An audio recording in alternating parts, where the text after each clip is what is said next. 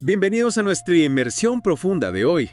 Preparaos, porque vamos a explorar los ladrillos que construyen todo lo que nos rodea, los átomos. Es fascinante, ¿verdad? Totalmente.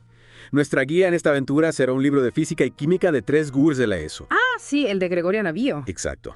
Y aunque está pensado para estudiantes, os aseguro que tiene sorpresas para todos, incluso para quienes ya saben algo sobre los átomos.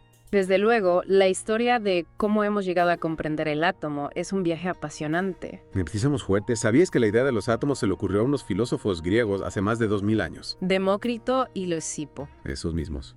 Alucinante pensar que sin microscopios ni nada se les ocurrió que todo estaba hecho de partículas indivisibles. Increíble, ¿verdad?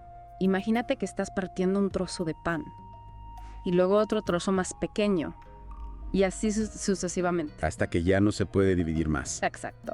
Esa partícula final indivisible sería el átomo. Como una pieza de Lego que ya no puedes desmontar más. Buena analogía. Y lo más curioso es que acertaron en muchas cosas. ¿Ah, sí? Dijeron que los átomos eran eternos, que no se podían dividir y que incluso tenían diferentes formas y tamaños. Es verdad.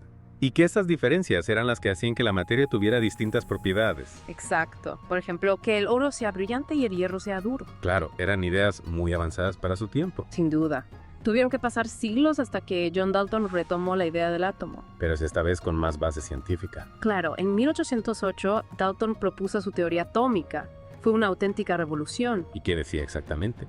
Bueno, para empezar, confirmó que los átomos eran la base de toda la materia. Como los bloques de construcción de un castillo. Exacto. Y dijo que todos los átomos de un mismo elemento son idénticos. Claro.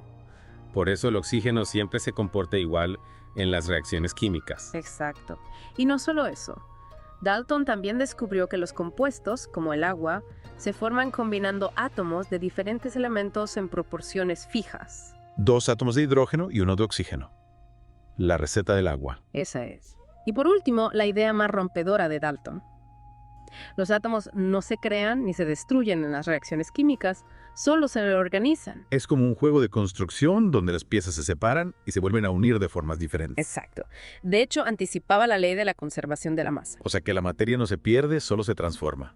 Dalton sentó las bases para la química moderna. Sin duda. Hizo un trabajo impresionante. Totalmente.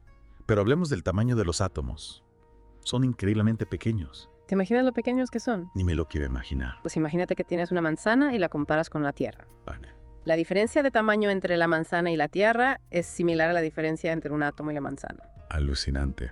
Y para añadir más a esta maravilla, el tamaño de los átomos varía. Claro, cada tipo de átomo tiene un tamaño. Es un universo microscópico lleno de diversidad. Completamente.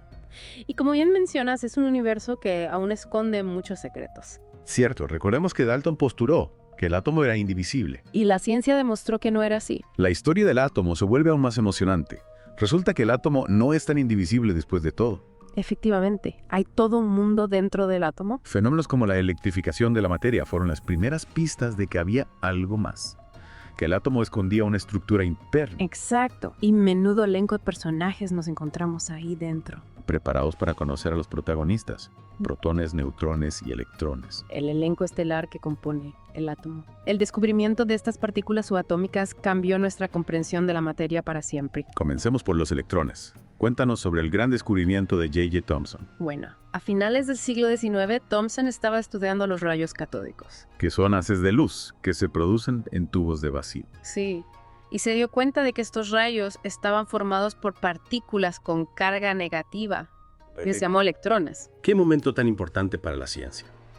Y luego, a principios del siglo XX, Robert Millikan determinó la carga y la masa del electrón. Sí, diseñó un ingenioso experimento con gotas de aceite.